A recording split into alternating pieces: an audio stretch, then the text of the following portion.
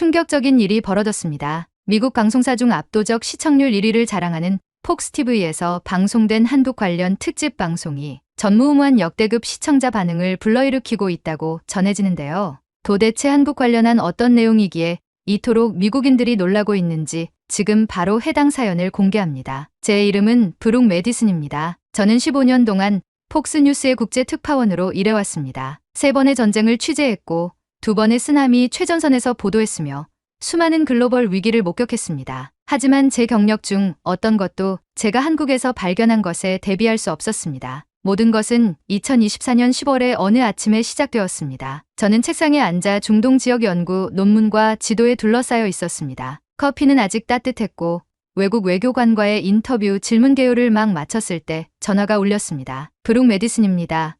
저는 노트를 계속 정리하면서 전화를 귀와 어깨 사이에 끼워 받았습니다. 브룩, 계획을 바꿔야 할 것 같아요. 우리 데이터 분석팀 리더인 레이첼 모건이 말했습니다. 그녀의 목소리에는 그런 톤이 있었어요. 뭔가 흥미로운 일이 생겼다는 의미의 톤이었죠. 무슨 일이죠? 레바논에 또 상황이 있나요? 저는 희망을 갖고 물었습니다. 아니요. 한국에 관한 특별 보도를 해주셔야 해요. 제 펜이 문장 중간에 멈췄습니다. 한국이라고요? 저는 실망을 감출 수 없었습니다. 이중동 임무를 위해 몇 주 동안 준비했었거든요. 그건 중요한 일이었습니다. 글로벌 정치와 안보에 영향을 미치는 갈등을 다루는 일이었죠. 한국이요? 저는 되풀이했습니다. K-팝에 관한 건가요? 아니면 또 다른 한국 드라마가 기록을 깨는 거라도? 레이첼이 웃었습니다. 그건 아니에요. 우리 팀이 뭔가 흥미로운 것을 발견했거든요. 그녀는 제 컴퓨터로 파일을 보냈고 제가 그것을 열었을 때 즉시 이해하지 못한 차트와 그래프들이 보였습니다. 한 가지가 눈에 띄었어요.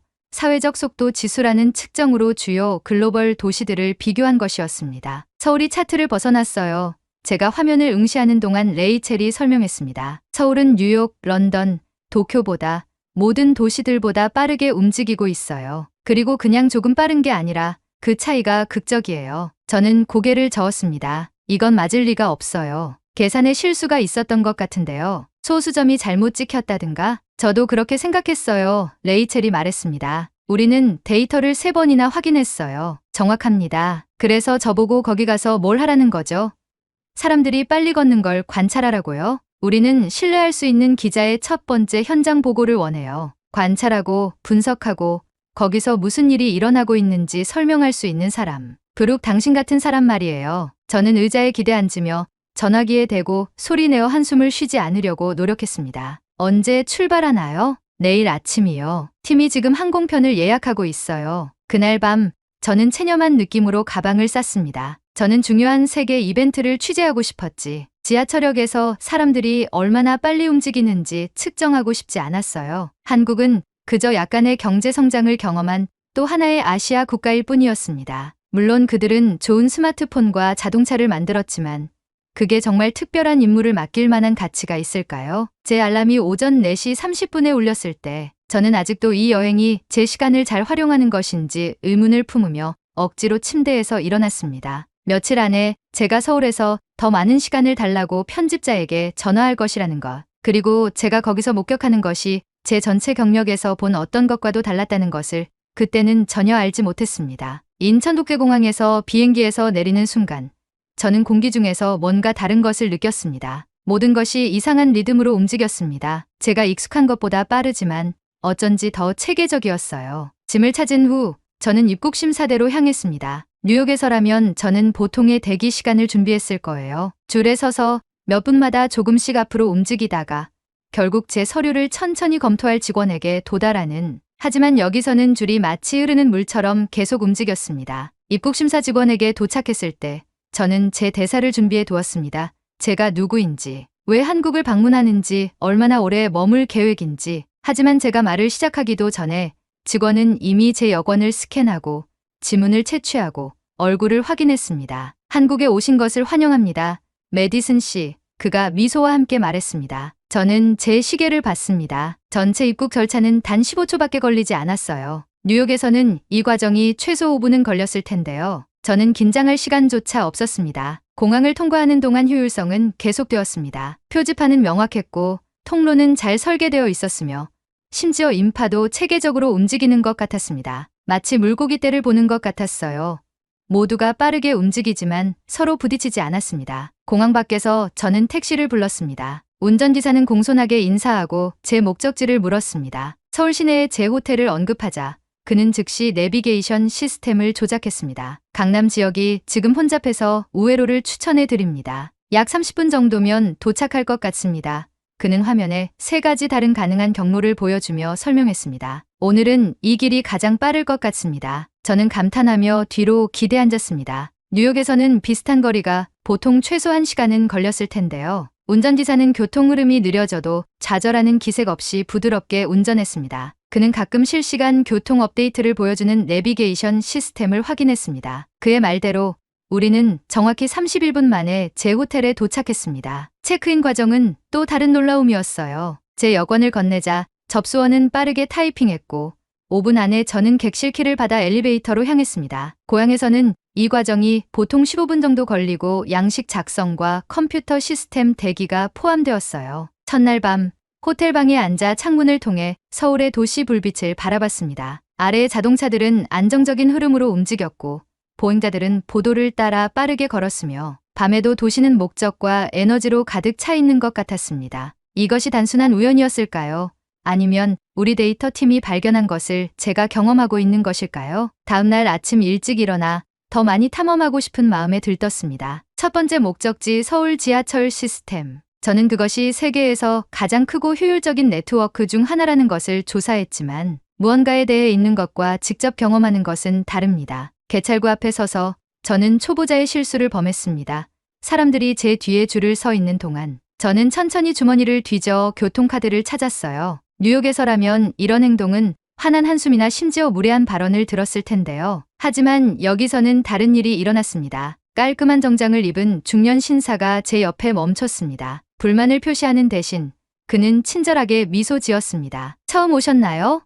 이렇게 하시면 됩니다. 그는 카드를 센서 위에 정확히 어떻게 들고 있어야 하는지 보여주었습니다. 게이트가 만족스러운 신호음과 함께 열렸습니다. 감사합니다. 저는 그의 인내심에 진심으로 감동받아 말했습니다. 서울에서 즐거운 시간 되세요. 그는 인파 속으로 사라지기 전에 대답했습니다. 주변을 둘러보니 사람들이 1초도 안 되는 시간에 게이트를 통과하는 모습이 놀라웠습니다. 그들의 움직임은 정확하고 숙련되어 있었습니다. 마치 잘 연습된 춤을 보는 것 같았어요. 모두가 정확히 어디에 서고 어떻게 움직이고 언제 카드를 찍어야 하는지 알고 있었습니다. 플랫폼에서는 큰 디지털 표지판이 상세한 정보를 표시했습니다. 현재 시간, 다음 열차 도착 시간, 출발역, 종착역, 급행 또는 일반 서비스, 심지어 어느 칸이 덜 혼잡한지까지 저는 말 그대로 들어오는 열차의 모든 정보를 알 수 있었습니다. 열차가 도착했을 때 정확히 표지판에 표시된 시간에 저는 젊은 직장 여성 옆에 자리를 잡았습니다. 그녀는 휴대폰으로 무언가를 읽고 있었지만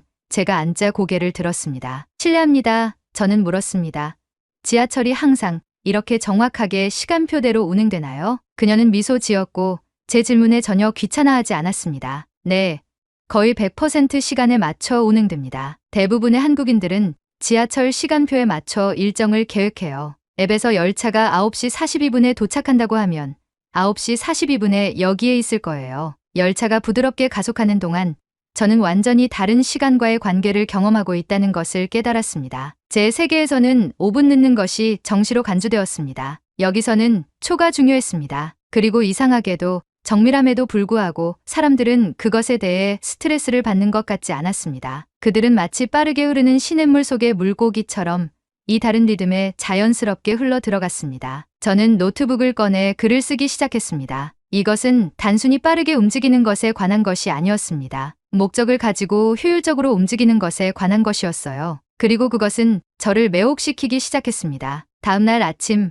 저는 서울에서의 첫 공식 인터뷰를 준비했습니다. 제 프로듀서가 강남에 있는 성공적인 테크 스타트업과의 미팅을 주선했는데요. 강남은 몇 년 전 그 유명한 노래로 많은 미국인들이 알고 있는 번화한 비즈니스 지역입니다. 저는 항상 인터뷰를 위해 그렇게 하듯 15분 일찍 세련된 유리 건물에 도착했습니다. 로비는 미니멀하고 깨끗했으며 디지털 안내판이 저를 14층으로 안내했습니다. 엘리베이터에서 내리자 접수원은 제가 자기소개를 하기도 전에 제 이름을 부르며 맞이했습니다. 메디슨 씨, 이노코리아에 오신 것을 환영합니다. 정 대표님께서 메인 회의실에서 기다리고 계세요. 그녀는 저를 열린 사무실 공간으로 안내했는데 그곳에서 젊은 전문가들이 스탠딩 데스크에서 일하거나 컬러풀한 다이어그램으로 가득한 화이트보드 주변에서 협업하거나 헤드셋에 조용히 말하고 있었습니다. 에너지는 집중되어 있었지만 정신없지는 않았어요.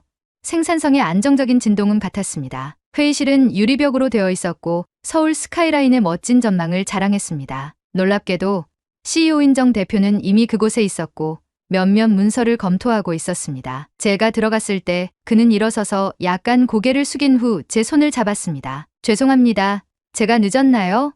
저는 시계를 확인하며 물었습니다. 저는 여전히 예정된 미팅 시간보다 10분 일찍 도착한 상태였습니다. 전혀요. 그는 따뜻한 미소로 대답했습니다. 한국에서는 조금 일찍 와서 준비하는 것이 관례예요. 괜찮으시죠? 차 한 잔 드시겠어요? 음료와 함께 자리에 앉은 후 저는 회사의 설립과 성장에 대한 표준 질문들로 시작했습니다. 정 대표는 모든 것에 명확하게 대답했지만 제품 개발 과정에 대해 이야기할 때 그는 제가 멈칫하게 만드는 말을 했습니다. 우리 팀은 일주일 안에 새로운 제품 아이디어를 개발하고 프로토타입을 만들고 시장 테스트를 수행합니다. 그는 마치 이것이 완전히 정상인 것처럼 담담하게 설명했습니다. 저는 제 회의적인 마음을 숨길 수 없었습니다. 그럴 리가 없어요. 라고 말한 후 즉시 제 직설적인 표현을 후회했습니다. 제 말은 실리콘밸리에서는 그 과정이 적어도 한 달, 보통은 더 오래 걸린다는 뜻입니다. 정 대표는 불쾌해하기는커녕 그저 고개를 끄덕이고 회의 테이블의 버튼을 눌렀습니다. 천장에서 스크린이 내려왔고 그는 상세한 차트를 보여주었습니다. 이것은 지난 1년간의 제품 개발 타임라인입니다. 그는 1년의 색상 막대를 가리키며 설명했습니다. 각 막대는 컨셉에서 시장 테스트까지의 제품을 나타냅니다. 보시다시피 우리는 거의 매주 하나씩 완성하고 있어요. 저는 차트를 자세히 살펴보기 위해 앞으로 몸을 기울였습니다. 그것은 단순한 멋진 프레젠테이션이 아니었어요. 각 단계마다 특정 날짜, 팀 배정, 측정 가능한 결과가 있었습니다. 그의 말대로 그들은 매주 꾸준히 새로운 제품을 개발하고 있었습니다. 어떻게 이것이 가능한가요?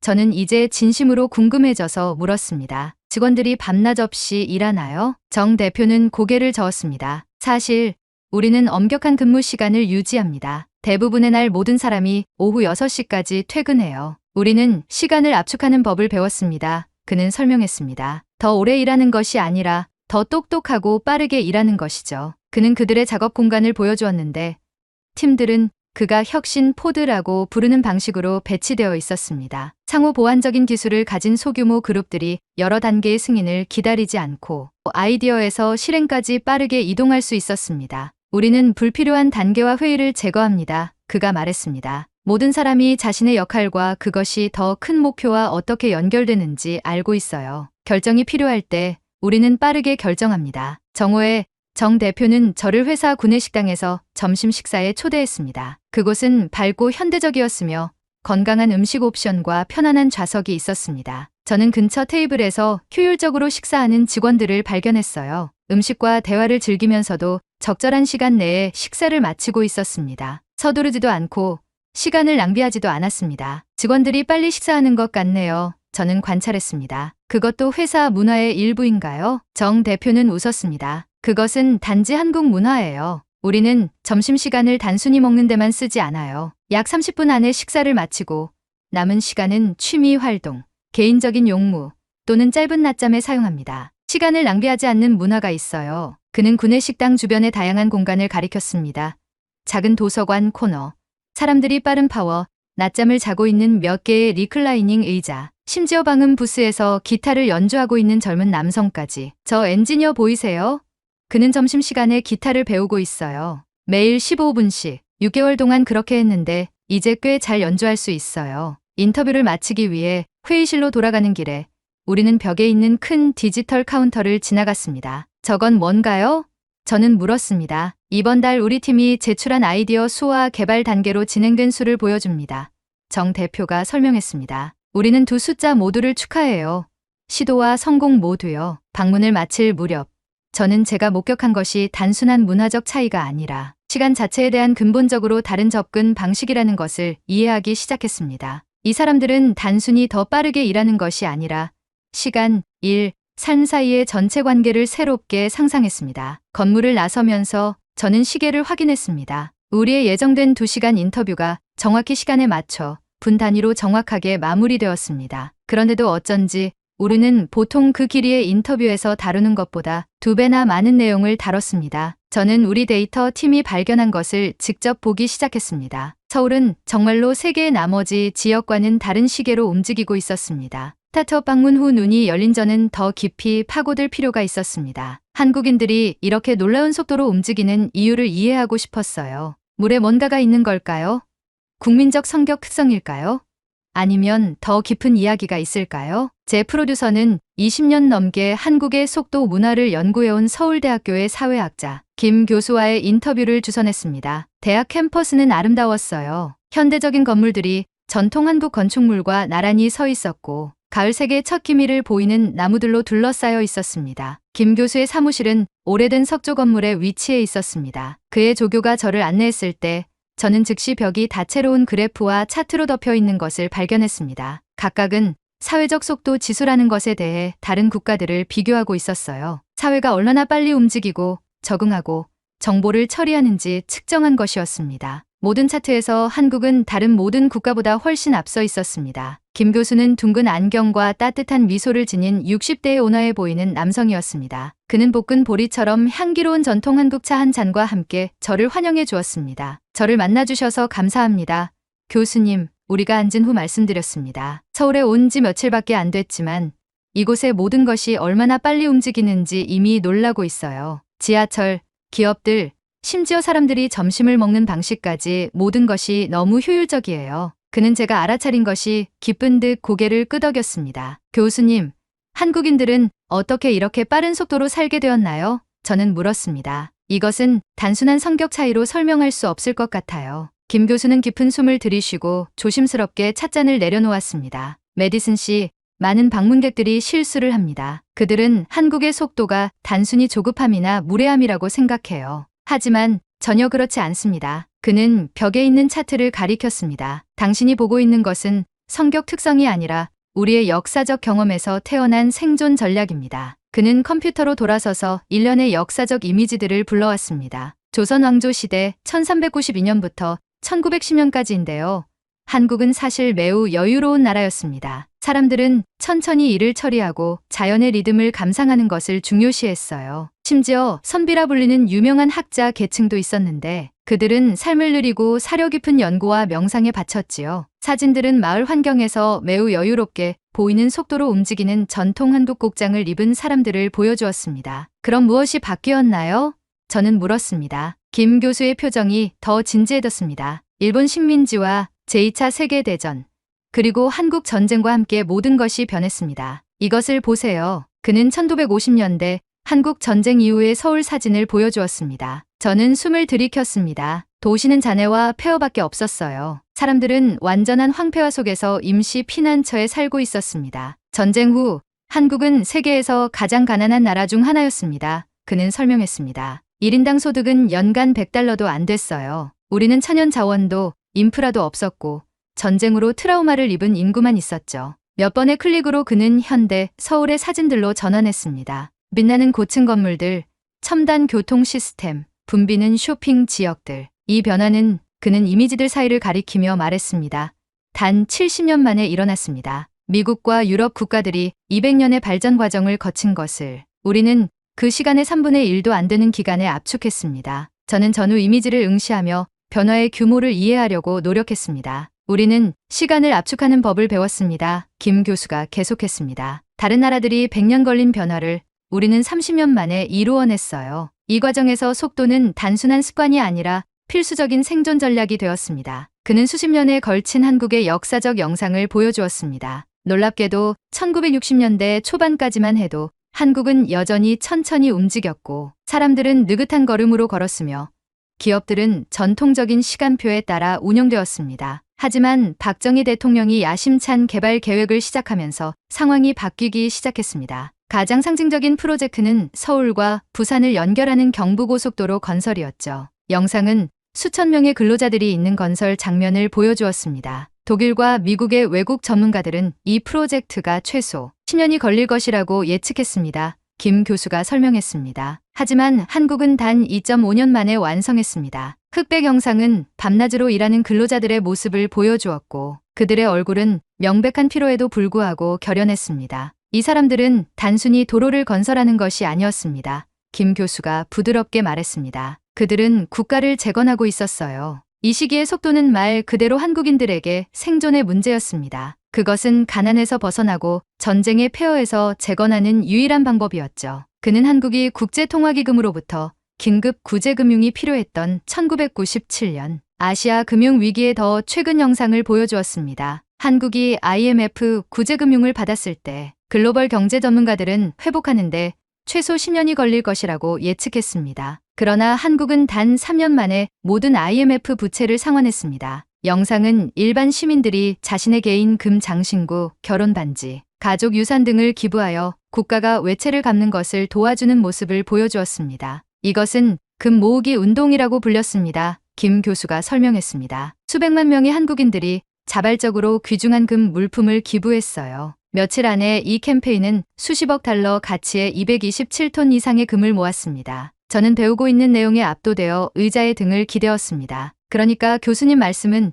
이 놀라운 속도가 단순한 문화적 특이함이 아니라 생존 적응이라는 것인가요? 정확합니다. 그는 강조하며 고개를 끄덕였습니다. 이러한 역사적 경험들이 한국인의 DNA에 속도를 새겼습니다. 저는 이것을 압축 성장의 DNA라고 부릅니다. 당신의 국가가 그렇게 짧은 기간에 그렇게 극적인 변화를 경험했다면 그것은 시간 자체를 보는 방식을 바꿉니다. 인터뷰가 끝나고 캠퍼스를 걸어가면서 저는 배운 것에 대해 계속 생각했습니다. 지하철역, 효율적인 식사, 빠른 제품 개발 이것들은 무작위적인 문화적 차이가 아니었습니다. 그것들은 다른 이들이 수세기에 걸쳐 이룬 것을 수십 년 안에 성취하는 법을 배운 국가의 지속적인 영향이었습니다. 김 교수와의 만남은 한국이 왜 이렇게 놀라운 속도를 발전시켰는지에 대한 더 깊은 이해를 제게 남겼습니다. 하지만 저는 여전히 질문이 있었어요.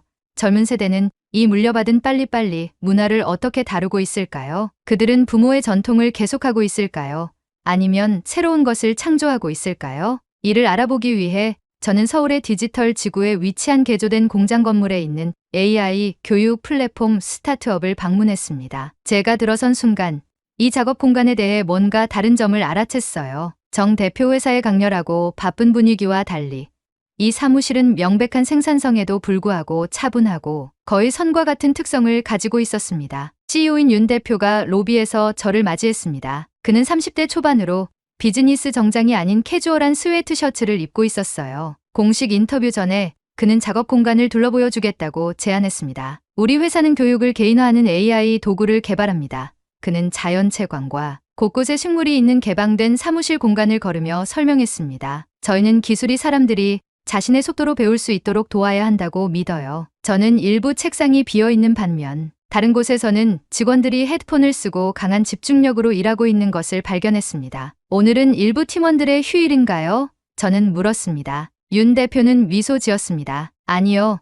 저희는 주 4일 근무제로 운영합니다. 일부는 월요일에 쉬고 다른 일부는 금요일에 쉬어요. 사람들에게 더 긴 주말을 제공하면 실제로 그들이 여기 있을 때 집중력이 향상된다는 것을 발견했습니다. 한국의 직업윤리에 대해 제가 배운 모든 것을 고려할 때 이것은 한국 회사에게는 직관에 반하는 것처럼 보였습니다. 그렇게 하면 생산성이 떨어지지 않나요?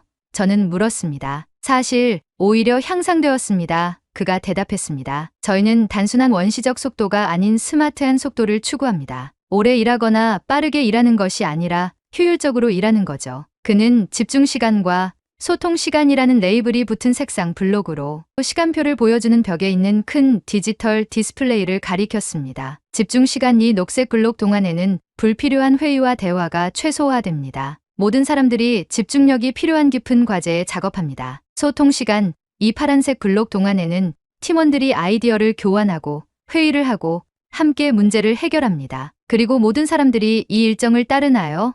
저는 사무실 전체가 이 시간 블록을 중심으로 동기화된 것처럼 보이는 것을 알아차리며 물었습니다. 네, 저희는 8시간을 더 집중적으로 사용하는 것이 더 긴 하루에 걸쳐 일을 분산시키는 것보다 더 효율적이라고 믿습니다. 우리 부모님 세대는 주 6일 하루 12시간씩 일했습니다. 저희는 적은 시간을 일하지만 비슷한 결과를 얻고 있어요. 윤 대표는 저를 그들의 수석 개발자인 한미래 씨에게 소개했습니다. 그녀는 20대 후반의 자신감 있는 태도를 가진 여성이었어요. 그녀의 책상은 깔끔하고 미니멀했으며 작은 식물과 뇌 시각화를 보여주는 포스터가 있었습니다. 어떻게 일과를 조직하는지 공유해 주시겠어요? 저는 그녀에게 물었습니다. 저는 깊은 작업 시간을 엄격하게 지켜요. 그녀는 컴퓨터 화면을 보여주며 설명했습니다. 이 블록 동안에는 메시지나 이메일을 확인하지 않고 오직 제 작업에만 집중합니다. 저는 이 앱을 사용하여 계속 집중력을 유지해요. 그녀의 모니터에는 타이머와 다양한 지표가 있는 집중 모드 앱이 표시되었습니다. 앱은 하루 동안의 집중 패턴을 보여주었고 녹색 영역은 높은 집중도를 나타냈습니다. 앱은 제 집중력이 흔들릴 때마다 알림을 보냅니다. 그녀가 설명했습니다. 또한 매일 집중 수준을 수치화하여 제 개선 상황을 추적할 수 있게 해줘요. 어제는 깊은 작업 시간 동안 94%의 집중력을 유지했습니다. 이것은 전통적인 작업 방식과 어떻게 비교되나요? 저는 물었습니다. 이렇게 단 3시간 동안 집중적으로 집중함으로써 예전에 산만한 8시간의 작업에서 해낼 수 있었던 것보다 더 많은 것을 완수할 수 있습니다. 그녀가 말했습니다. 이 방법을 사용하기 전에는 항상 바빴지만 중요한 프로젝트에서 진전이 없는 것 같았어요. 밝은 군의 식당에서의 점심 식사 중 윤 대표는 이 접근 방식이 젊은 세대가 한국의 속도 문화를 어떻게 재해석하고 있는지를 나타낸다고 설명했습니다. 우리 부모님 세대는 쉬지 않고 일했습니다. 그는 존경스러운 목소리로 말했습니다. 그들은 경제 성장을 위해 모든 것을 희생하고 한국을 가난에서 벗어나게 했어요. 그렇게 그들은 빠른 발전을 이루었습니다. 저희는 그들의 희생에 깊이 감사하고 있어요. 그는 잠시 멈추고 창밖으로 서울의 스카이라인을 바라보았습니다. 하지만 제 세대는 지속 가능한 속도를 추구합니다. 그는 계속했습니다. 저희는 번아웃 없이 더 오래 달릴 수 있는 페이스를 찾고 있어요. 여전히 효율성과 빠른 결과를 중요시하지만 방정식의 웰빙과 의미를 추가하고 있습니다. 저는 직원들이 점심시간을 다양한 방식으로 사용하는 것을 지켜보았습니다. 일부는 소그룹으로 대화를 나누고 다른 이들은 책을 읽거나 밖에서 짧은 산책을 했어요. 한 직원은 한쪽 구석 공간에서 요가를 연습했습니다. 저희는 강렬한 작업과 적절한 회복 모두를 지원하도록 사무실을 설계했습니다. 윤 대표가 설명했습니다. 조용한 독서를 위한 도서관 코너, 짧은 휴식을 위한 낮잠 공간, 심지어 신선한 공기를 마시는 휴식을 위한 옥상 정원까지 이 모든 것이 저희 생산성 시스템의 일부입니다. 학생 자원봉사자들과 함께 새로운 교육 도구를 테스트하는 혁신 연구소를 둘러보면서 저는 한국의 젊은 기업가들이 부모가 구축한 빨리빨리 문화를 포기하지 않았다는 것을 알 수 있었습니다. 그들은 그것을 진화시켰습니다. 그들은 여전히 빠르게 움직이고 효율성을 중요시했지만 속도 자체를 위한 속도가 아닌 의미 있는 속도를 추구했습니다. 그들은 자신의 성과에 관한 데이터를 분석하고 워크플로우를 최적화하고 휴식을 생산성의 필수적인 부분으로 다루었습니다. 이것은 한국의 전통적인 직업 윤리에 대한 거부가 아니었습니다.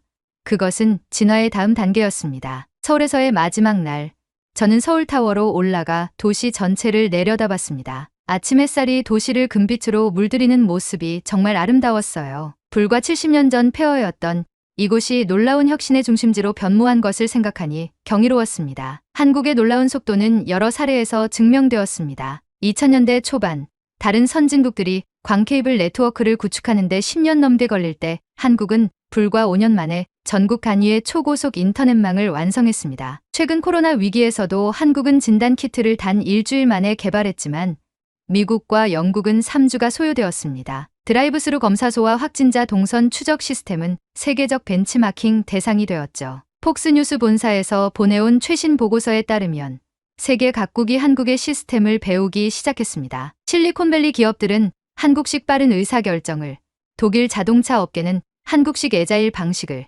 미국 의료 시스템은 한국의 디지털 헬스케어 구현을 연구하기 시작했습니다. 저는 다큐멘터리 결론에 이렇게 썼습니다. 한국은 단순히 빠른 나라가 아닙니다. 이미 미래에 살고 있습니다. 제 다큐멘터리 한국의 시간 압축, 예술 미래를 향한 질주는 즉시 큰 주목을 받았습니다. 많은 미국인들이 한국에 대한 새로운 시각을 갖게 되었고 기업들은 한국의 속도 문화를 어떻게 적용할 수 있을지 문의해 왔습니다. 저에게 이 취재는 단순한 업무 이상이었습니다. 뉴욕으로 돌아온 후 저는 한국식 시간 원칙을 제 일상에 적용하기 시작했습니다. 시간이 단순히 흐르는 것이 아니라 압축하고 재구성할 수 있다는 것을 배웠기 때문입니다. 한국인들은 이미 이 비밀을 마스터하고 있었죠. 처음에는 실망스러웠던 이 임무가 제 인생에서 가장 눈을 뜨게 한 경험이 되었습니다. 한국은 속도가 꼭 스트레스를 의미하지 않으며 효율성과 인간성이 공존할 수 있고 어떤 위기도 혁신으로 극복할 수 있다는 것을 보여주었습니다. 오늘의 영상은 여기까지입니다. 오늘의 사연 재미있게 보셨다면 구독과 좋아요, 알림 설정 꼭 부탁드릴게요.